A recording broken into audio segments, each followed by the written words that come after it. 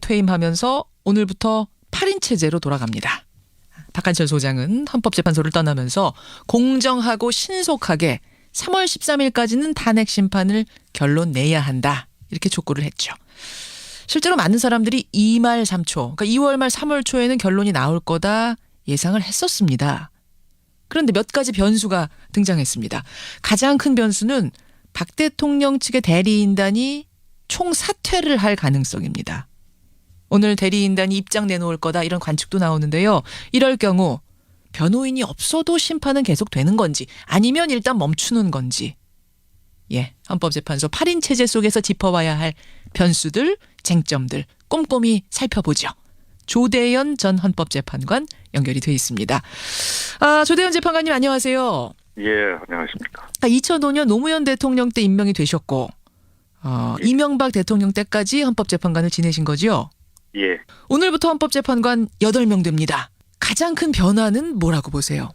재판관이 9명일 때는 대통령 측에서 반대표 4표를 확보해야 탄핵 기각을 받을 수 있는데 8명일 때는 이제 3명 반대표 3표만 얻으면 이제 탄핵 기각을 받을 수가 있게 되죠. 그러니까 이걸 헷갈려 하시는 분들이 많더라고요. 그러니까 국회에서 탄핵 가결시킬 때는 제적의 3분의 2였던 거 그거하고 헷갈리세요. 헌법재판소에는 남아있는 인원의 3분의 2 이런 게 아니라 무조건 6명 이렇게 되는 거죠. 그렇습니다. 그렇죠. 탄핵 결정을 할 때는 6인 이상 찬성이 필요하기 때문에 총원이 9인일 때 하고 8인일 때 하고 7인일 때 하고는 아주 변수가 달라지죠. 그렇죠. 9인일 때도 6명 이상이 찬성해야 되고 7인일 때도 6명 이상이 찬성해야 되니까 이걸 역으로 생각하면 9인일 때는 4명이 반대표를 던져야 탄핵이 기각됐던 것이 7인일 때는 단 2명만 반대해도 탄핵이 안 되는 거예요. 그렇습니다. 이게 가장 큰 변화라고 보시는 거군요. 예.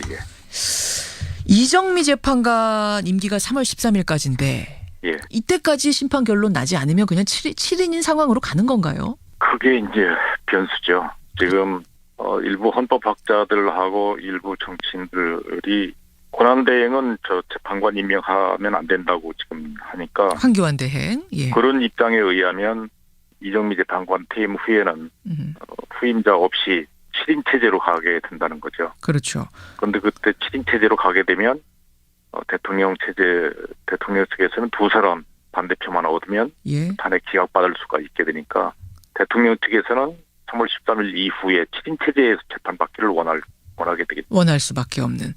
이럴 경우에 결과가 왜곡될 수도 있다고 보세요? 헌법은 6인 이상 찬성을 얻으라고 그랬는데 그건 9명을 전제로 하는 개념이고요.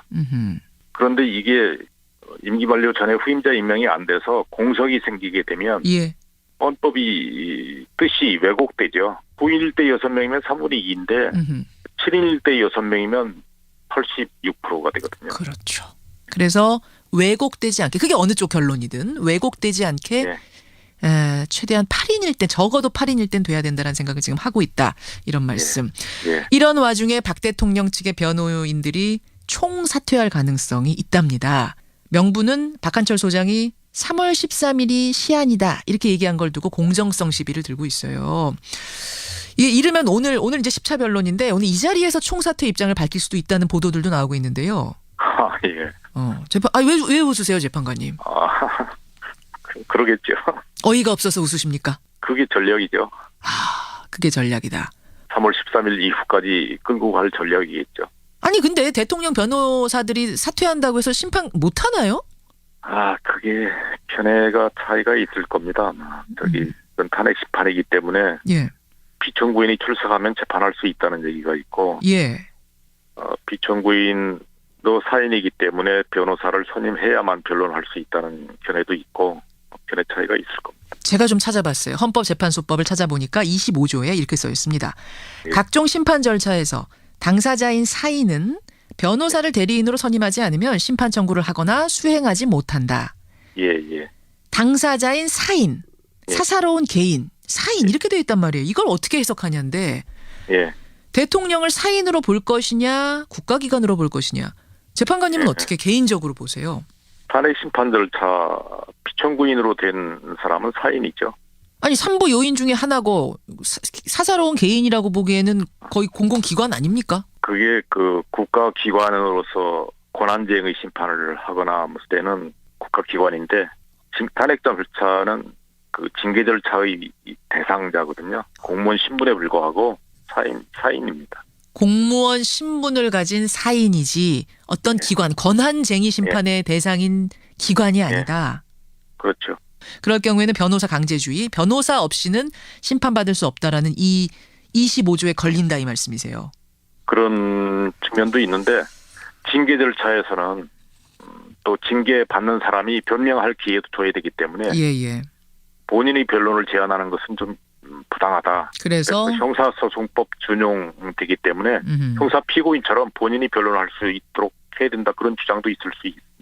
그 좀 충돌되지 않나요? 변호사 강제주의라는 게 좀 있는데. 충돌되는 면이 있습니다. 그렇죠. 변호사 강제주의라는 게 있는데 또 본인이 스스로 방어할 수도 있는 것도 있다. 이거는 뭐 좀 다른 얘기 같은데. 예.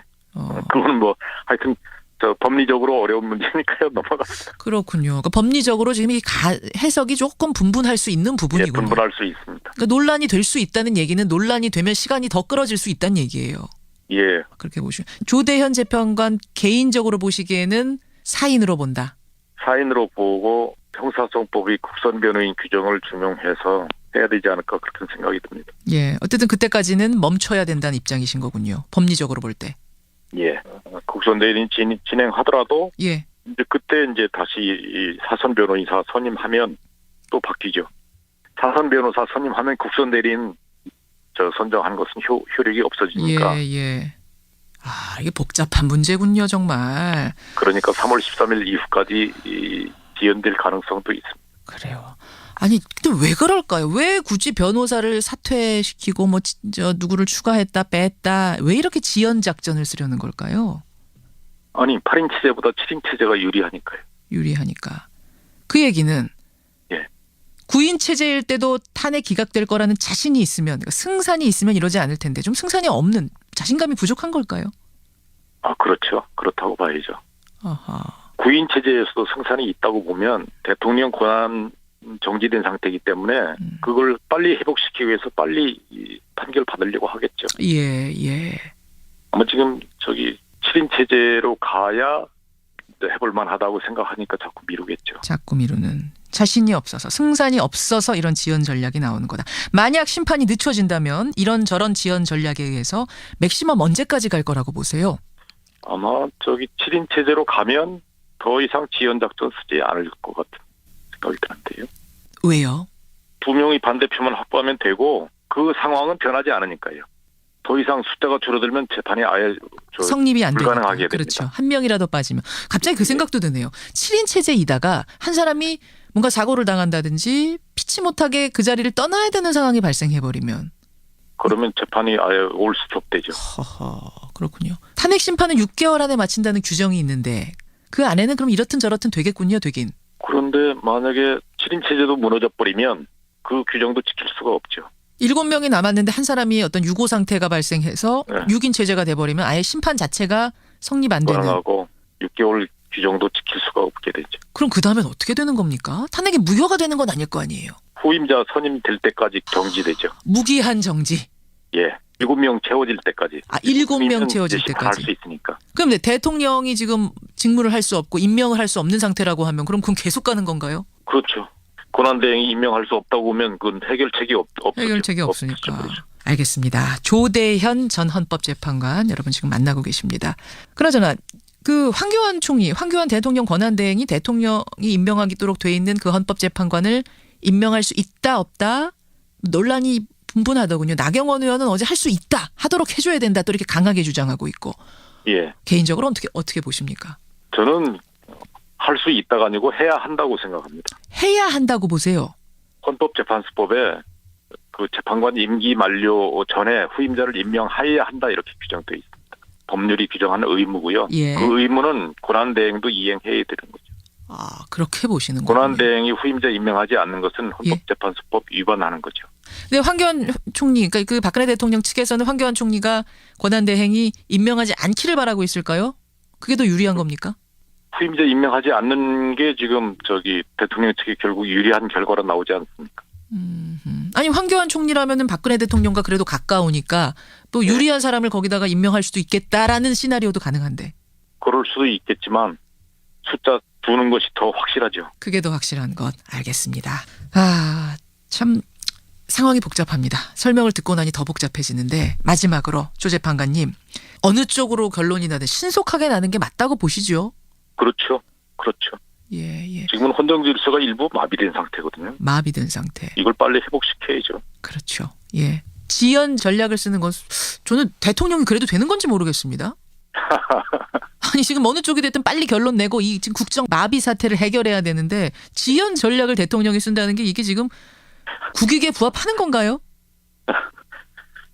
지금 파면 안 나가려고 지금 하는 거 아니겠습니까? 국익보다 사익입니까 그럼? 그게 국익에 맞다고 생각하겠죠. 아, 내가 파면당하지 않는 것이 국익에 부합한다라고 생각을 하고 있는 게 아닌가? 그렇겠죠. 국민 여러분은 어떻게 생각하십니까? 예. 여기까지 조대연 전 헌법재판관의 말씀 들었습니다. 오늘 귀한 시간 고맙습니다. 예, 감사합니다. 예, 조대연